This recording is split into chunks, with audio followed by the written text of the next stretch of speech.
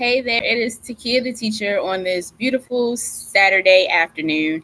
For starters, if you hear all kinds of noise in the background, please excuse me. I am at my outdoor office, i.e., my patio. It's a beautiful day here. Trying out some new things with my channel, with video in general, and just doing a really quick pop in just to see what's going on with the world and have a real quick chat about something. So, this is one of my redefining thoughts segments. And so today, our redefining thoughts are going to be about boundaries, and not just boundaries in regards to in regards to a specific thing, but in general, boundaries are necessary for life. If you don't lay down some guidelines about what you will and will not tolerate and within certain sets of situations, people are liable enough to just have you doing any and everything. And it's not necessary and it shouldn't be that way. It makes you tired.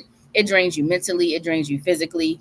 And it can be really exhausting and overwhelming and just not good for your mental health. So today's boundaries, though, we're going to talk about the ones that come in relation to your family. And these are the ones that often aren't discussed because many people feel like if it's family related, there are no boundaries or there should not be any. When a lot of times dealing with your family members, in-laws, even your actual spouse or fiance, boyfriend, girlfriend, whatever, people don't feel like those are people that you should have boundaries with. But a lot of times those are the relationships that need them the most. Not because there's anything wrong with them. It's just because of the nature of how things seem to play out.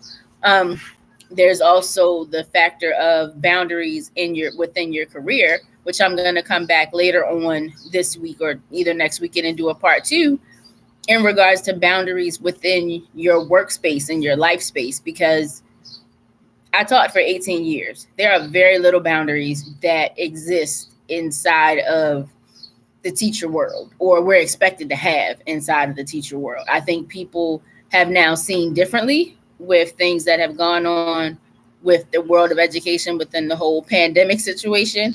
But be that as it may, that's a whole different topic for another day. Today, we're going to talk about boundaries within your family, be it marriage, be it your friendships, be it your parental, sibling, cousins, aunts, uncles, whoever. The other part of this discussion that oftentimes kind of goes unnoticed or unaware or just even undiscussed is what happens when you grow up in church and people feel like boundaries or setting them are ungodly and not biblical. And they will call you ungodly and not biblical, or say that you only follow what you want to follow or any other combination of things, because you actually go through the point of saying, no, these are not the things I'm going to do. When in reality, the Bible is actually full of boundaries. The 10 Commandments, if you really think about it, are a set of boundaries. They are things that you should not do in order to achieve an expected result. And so if your expected result is eternal life, if you follow these 10 things, then that should be what you get. If you break one of the 10, then there is a consequence for you. Now, I'm well aware we do not live under the law. It's just a point of example. Second example, Jesus flipped tables in church because the people in the church disrespected the boundaries of the synagogue. They were in there doing all sorts of illegal things with money and transactions. And so when he went in, he became angered at the fact that that's what they did. He flipped tables to put it into all of it. So if Jesus can have boundaries, if God can give Moses boundaries to give to a set of people, we don't have to feel that we can't have them in our personal lives and in our lives and in our interactions with people. And with family, families are usually, or the people closest to you, or the people who get the most upset when you start having boundaries, are usually the people who benefited from you not having them the most. So they either benefited from the fact that you had none, or they benefited from the fact that the ones you had, you never enforced. And when it all starts to come to a head, now all of a sudden you're every negative adjective that they can find for you, because you've decided to say, no, this is not what I will tolerate. This is not what I will take anymore. This is not what I'm willing to deal with. This is not what I'm willing to have happen. And when you do that, people all of a sudden feel like you're now the problem because you've set a standard that you refuse to come down on. even in marriage. And there's often another thought that in marriage you shouldn't have any, or you don't have to have any because it's your spouse. However, if in fact your spouse commits adultery, they've crossed the boundary, right or wrong. Maybe it's only my world that they have. And so if that's the boundary that you crossed, then the consequence for it is that we can go take everything to the courthouse now and be done. And then you can do what you want to do and I can do what I want to do. Not saying me in general, I'm just in grand scheme of terms. But that is the boundary for that. That's not something that you should have to deal with. And if you choose to, again, that's your choice. But the boundary around it has clearly been broken if they already stepped outside of the marriage. Same thing with how people choose to talk to you. Same thing with how people choose to treat you. But it all comes back to the fact that there are very key things that stand out to me that help me keep my boundaries intact. The ones that I choose to, have others enforce, and even the way that I look at how other people enforce theirs. One is Proverbs 4:23. Guard your heart, because from it comes everything else about you. And that's the paraphrase version of it. But in general, if you guard what you hear, if you guard what you see, those two avenues are the ways that we get most of the things that come out that will either give us a poor boundary or a lack of one. Or they are also the things that will cause us to not enforce a boundary. And so when you sit all day and you look at and you listen to all manner of unhealthy things, be it video, be it things that you hear, audio streams, podcasts, clubhouse, radio stations, music, whatever it is you choose, all of those things start to play a part in how you now act and deal with people. And so if everything that I hear tells me that I should be the ride or die that does any and everything for anybody, I'm going to have a very specific set of non-boundaries that I live by. And when you have that set of boundaries that you live by, it opens you up to tolerating a whole bunch of things that you should never have tolerated. I oftentimes like to tell people 90s and early 2000s R&B messed a lot of people up. When you listen to all of those songs, off the top of my head, one that I used to really, really like a whole lot was Mary J. Blige, Be Without You. And in the song, she's talking about all this stuff she went through with this person to say, no, now I don't want to break up with you because we've gone through all of these things. Having gotten older, definitely wiser, I now listen to that song and I say, no, that should have just ended. There is no too strong for too long. There is no, I can't be without you. No, if I figured out how to be without you, I figured out how to be without you. I'm not waiting up. I'm not waiting for you to come back. I'm going to go head to sleep and live my life. And you can go do what you're going to do over there or wherever it is that you are. But these are the types of things that mess a lot of people up because we're listening to their songs and we're like, yeah, I'm going to be the ride or die girl. I'm going to stand by no matter what. And then no matter what, in reality comes out to be some trash and some garbage. And now you're standing by these things and you don't know how to hold the line, even though internally everything within you is saying that this is not what you want to be involved in. Same thing in relation kind of to dealing with your family. Your family is your family. Your parents are your parents. Your siblings are your siblings. And people will say any and everything out of their mouths to you, point blank and simple. And a lot of times the things they say can be rude, can be downright mean. More times than not are inappropriate. And sometimes they are unaware of what they're doing and what they're saying because they're just those people who are often left field or whatever field they choose to be in. But there are others who purposefully will do and say things just for you to react. And when they do that, it's a form of manipulation. When you create the boundary and you enforce the boundary, you are now saying, I am not going to be any longer manipulated by this behavior, by this attitude, by these things. At all times, you are not responsible for anybody else's behavior but your own. And anybody who chooses to tell you that repeatedly, because remember, it's a gate. The more you hear it, the more it sits within your heart. So the more you hear someone tell you, I wouldn't act X, Y, and Z thing if you did this thing over here. I wouldn't do drugs, or I wouldn't drink if you would only. And so then you do the only, but they still drug and they still drink. So where's the accountability on their part? There is none, because the boundary is that you have no control over their emotions. You have no control over their emotions. You have no control over their actions. You can only control you. And so when you decide to guard your gates, guard what you see, guard what you hear, and move accordingly, you have now set a boundary. The second thing is Matthew 5, I think it was 22. I lost my notes somewhere outside. But it's let your yes be yes and your no be no. A lot of times people will make yeses maybes and make a no or sometimes. And now you're in some sort of pandemonium. God's not any different. God's yeses are yeses and his no's are no's. And when it comes back to these two things, marriage and family, people feel like those boundaries don't exist anymore. If he said yes to the marriage, then you move accordingly. If he said no to it, you move accordingly. If you decide to not get married, to get married after he told you no, the no doesn't change just because you walk down the aisle. All that happens is you now get to see firsthand why he told you no to start with. It doesn't change the fact that he said no, but that's a topic for another day. But it's an example that people get caught up in. Similar to your family, yes, you want to do all the things to honor the words of your mother and father. You want the crown of glory to be around your neck.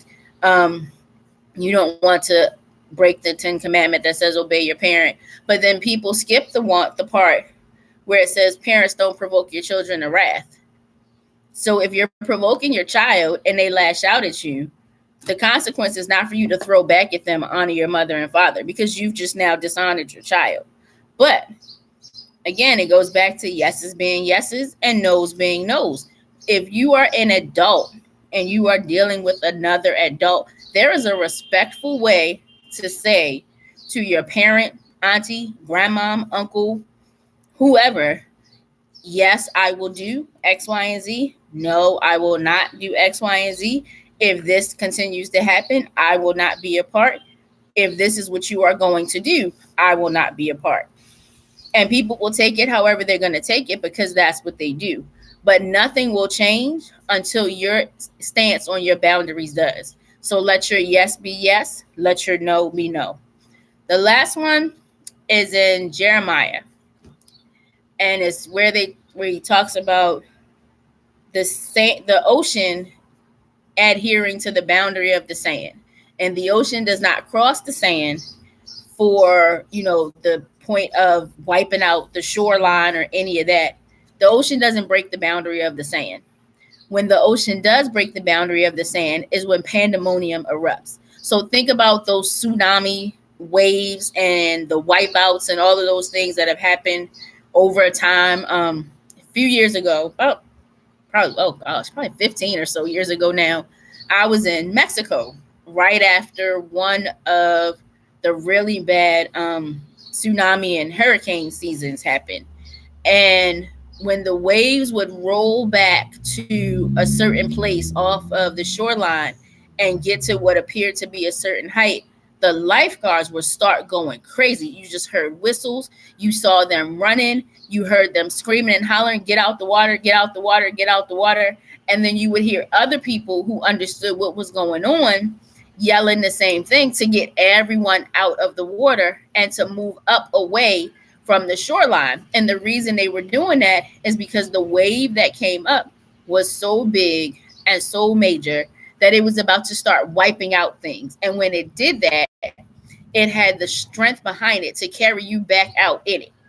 And for one little girl, she could not get up on the shore fast enough, and the wave did carry her. Now, we sat on the beach and we watched. There were 5 lifeguards that went in after this little girl, after she got pulled back out, and she had on a had on a life vest. She was safe and everything, but the 5 lifeguards went in. They took all the materials with them. Like a boat came out of nowhere. They were able to get her from the water. But it was because at that point, when the ocean broke that sand line, it became unsafe to be there. So if God can put in place the boundary that the ocean has to respect on the sand, we should not have any problem putting in place the boundary and drawing our own line in the sand for what we will and will not tolerate, for the things that we will and will not do. And this is not to be defiant or disobedient. These are everyday courses of life. If you don't want people around you to curse, then say something. If they continue to curse, then you either A, decide you're not going to be around them. Well, no, that's really about the only thing. You either A, decide you're not going to be around them, or B, you're just not going to talk to them. So if they're on the phone and they continue talking to you in a way that you don't want to hear, you have the option to end the call. Nobody says you have to stay there. But the longer you stay there and you listen to that, the more that it enforces that you're not going to hold that boundary at all. So you just sit there every time and say, oh, I really wish you would stop cussing. I really wish you would stop. I really wish you would stop. I really wish you would stop. They're not going to stop. They're not going to stop, and they're not going to get the hint until you actually put something into action. And so my final point is that boundaries enforcement requires an action from you. It's not enough to just say what you will and will not stand for. You have to have a consequence that goes with it. And I'm not saying consequence as in terms of, anything big or, major blowout and it may come to that depending on what it is. But the fact remains is that there has to be something that happens if the unfavorable thing is done. So simple enough example again, if you curse in my ear, I'm hanging up on you. Point blank and simple. I give you a warning. If you continue to do it, the next thing you hear is the dead silence. We can't even do dial tones anymore because everybody's on the cell phone. So you'll hear nothing, which is just as good as the dial tone ringing. If I don't want certain things to happen in my house, and you bring that to my home, then you don't have to be invited back. I don't have to allow you back in. It's my place of residence. These are things that you can fix and you can control and you can do, but we don't want to do them because we feel like that there's more honor in the actual relationship than there is the relationship with that person than there is in the relationship that you have with yourself. And there's not. You have to be willing to be in the space where you decide this is what is good for me. This is what's good for my mental health. This is what's good for my emotional health. This is what's good for my physical health. And it has to be more important to you than maintaining a relationship with whoever it may be that is causing you to feel some type of way about yourself. The more you put the boundaries in place, the better off you will actually be as a whole. And the more you do it, the easier it becomes. Nobody says you have to go out today and make up a whole list of 10 things that you want people to stop doing around you and put to all 10 in motion right away. That's actually an unwise thing to do.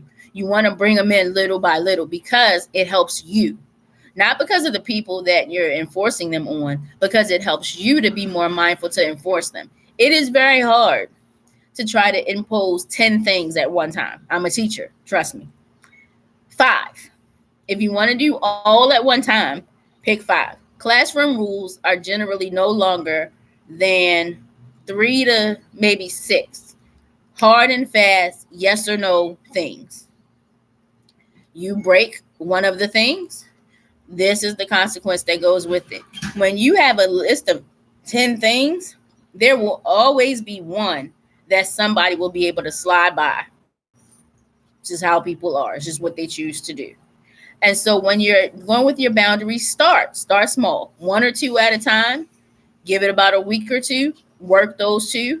Get to where you're more comfortable with them. And you may not even see the results. Just the fact that you consciously make the effort to continue doing it is more than you not doing it at all. And you just repeating yourself about what you don't want to happen. Give it 1 or 2 weeks. Add on another one. Give that one another 2 weeks. Now you got 3 working. add on another one. You add them on, you add them on, and you add them on until eventually it becomes clear and apparent that these are the things you're not going to do. My kids in my classroom knew from day one, I will not tolerate you talking back to me respectfully, but the minute you decide to go word for word with me, we're no longer having a conversation. I'm going to check out and you're going to leave. End of it. It didn't take them long to realize that the boundary was actually intact, because what would happen is that there would always be that one brave soul that would try it, and they would get shut down and conversely sent away to go deal with whatever they had going on, or they would just get put out for the moment, and then we'll go out and have a separate conversation about why they felt the need to go back and forth or whatever the case may be. But it was clear and apparent, I'm not doing it. And so they learned from that point forward that she's not going to do it. And they would in turn tell other people, that's not the road you want to go down. That's not what you want to do. Had nothing to do with me being that well of a disciplinarian. It was the fact that they knew up front, this is the boundary, this is the expectation. I'm not dealing with it, and this is how I will deal with it. And because someone actually tried it, you have to make it happen. You have to do the thing. Otherwise, all you've said is a bunch of empty words, and nobody has time for empty words. So, just a little something for the weekend as you're enjoying the rest of your day and your weekend. Just keep it in mind. If you feel like you need to put some boundaries in place, take some time, map out exactly what you need, and do that accordingly. And then if not, think about how you are reacting to other people's that they may have enforced or put in place due to actions that you may have done or actions that you've seen others do. And in regard, guard your heart, let your yes be your yes and your no be your no. And if the time is necessary and if it becomes necessary, draw your line in the sand. This has been Redefining Thoughts with Takia the Teacher, and I'll see you next time.